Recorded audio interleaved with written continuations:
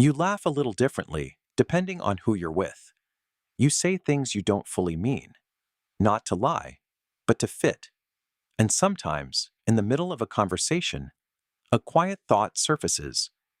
This isn't really me. Person sitting in a crowded cafe, still and distant while everyone around moves. You can't quite explain who the real you actually is, but you know, with an uncomfortable certainty, that the version people see isn't entirely it. Here's the strange part. This doesn't mean what you think it means. It starts small. You mirror someone's energy. You adjust your tone. You hold back an opinion because the room doesn't feel safe enough for it. None of it feels like deception.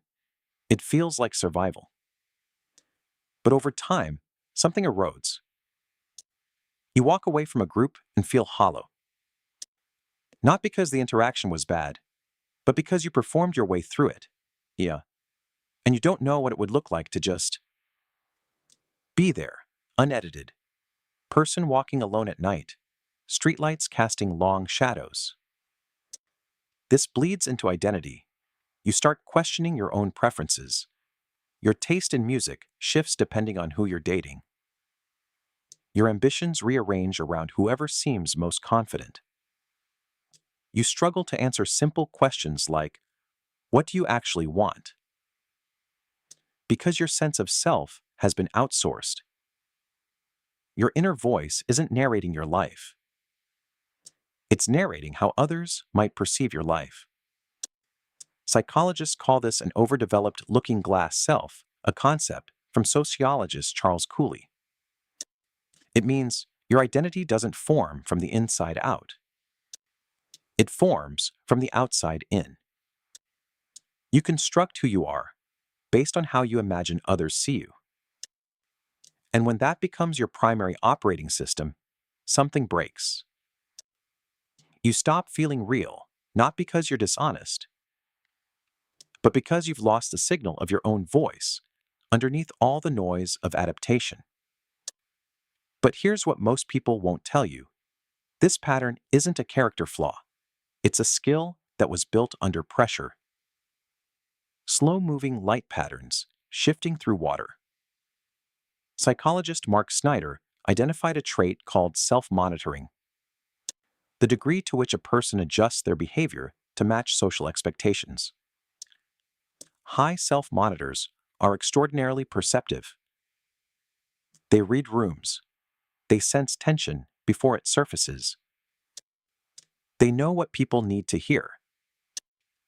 This doesn't come from nowhere. It usually develops in childhood environments where emotional safety wasn't guaranteed. Maybe your parents' mood dictated the climate of the house. Maybe love felt conditional, available only when you were easy, agreeable, impressive. So your brain learned, read the room, then become what the room needs. That's not fakeness. That's an adaptation. A brilliant one, honestly. The problem isn't that you learned it. The problem is that it never turned off. Your brain has a network called the default mode network. It activates during self-referential thinking. It's the part that processes who you are, what you value, what you feel. Abstract brain animation with a glowing network pulsing softly. In people who chronically self-monitor, this network gets hijacked. Instead of asking, what do I feel right now? It asks, what should I feel right now to maintain connection? Think of it like a radio. Most people have their dial tuned to their own frequency, their own thoughts, desires, instincts, and they occasionally scan other stations to understand people around them. Your radio is reversed. It's constantly scanning everyone else's frequency. And your own station? It's still broadcasting, but you haven't listened to it in so long. You forgot it existed. Old radio dial, flickering between stations, never settling. There's a second layer. The neuroscience of impression management shows that maintaining a false or adjusted self-presentation is cognitively expensive. Researcher Roy Baumeister demonstrated that self-regulation, including social performance, drains the same mental resources used for decision-making and emotional control. That's why you feel exhausted after socializing, even when nothing bad happened. You weren't relaxing into connection. You were working. So how do you come back to yourself? Not by forcing authenticity. That just creates another performance. Instead, you rebuild the signal. Slowly. Step 1. Notice the edit before it happens. Before you adjust your opinion, your laugh, your energy, pause. Not to stop it, just to see it. Metacognition, the ability to observe your own thinking, is the first crack in any unconscious pattern. You can't change what you can't see. Simply naming the moment, "I'm editing right now," begins to separate you from the reflex. Notebook, with one sentence written, "I almost said something different." Real example. You're with friends. Someone asks what movie you want to watch. You notice yourself about to say whatever you think they'd prefer. Instead, you pause and say, "Actually, let me think for a second." That pause is the entire practice. Step 2. Tolerate the discomfort of being unreceived. The reason you shapeshift is because, at some point, your real self wasn't welcomed. So now, showing an unedited version of yourself triggers a low-level fear, not of rejection exactly, but of irrelevance. Exposure is the treatment. Cognitive behavioral models show that gradual, repeated exposure to a feared stimulus weakens the fear response over time. Start small. Share one preference no one asked for. Hold one opinion that might create friction. Person standing still in an open field, wind moving around them. Real example. A friend suggests a restaurant. You don't love it. Instead of agreeing, you say, "I'd actually prefer somewhere else." It's mundane, but for you, it's revolutionary.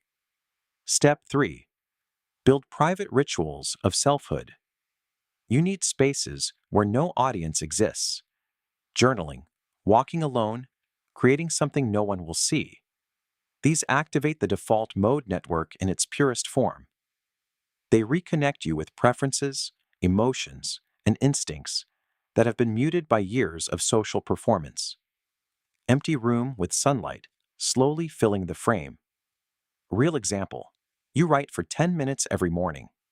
Not for productivity, not for clarity, just to hear your own voice on paper without editing it for anyone. Step 4. Distinguish between adapting and disappearing. Adapting is healthy. Every human modulates behavior across contexts. The question isn't, am I different around different people? It's, do I still exist in all of those versions? Waves moving slowly, light refracting through them. When you adapt, there's a core that stays. When you disappear, there's nothing left when the room empties. Here's the mental model.